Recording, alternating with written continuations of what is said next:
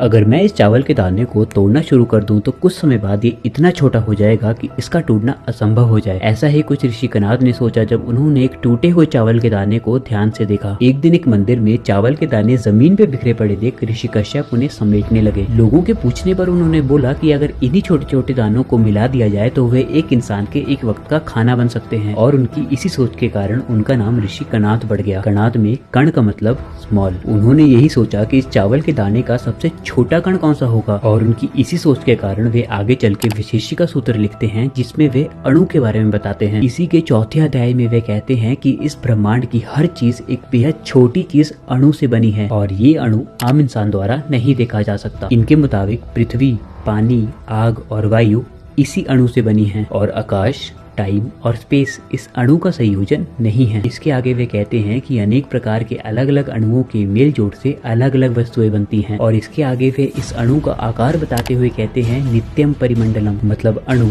गोलाकार मतलब spherical shape का होता है। लेकिन एक सेकंड, ये सब सुना हुआ नहीं लग रहा क्या? 1808 में जॉन डाल्टन ने एटॉमिक थ्योरी प्रपोज की जिसमें से कई चीजें आचार्य कनाद के लिखित विशेषिका सूत्र में भी पाई जाती हैं। देखो, मैं ये नहीं कह रहा कि वेद विज्ञान से ज्यादा जानता है या विज्ञान वेद से, लेकिन उस समय अणु यानी एटम जैसी चीजों के बारे में सोचकर इतने सटीक तथ्य देना सच में हमारे ऋषियों की महानता दर्शाता है।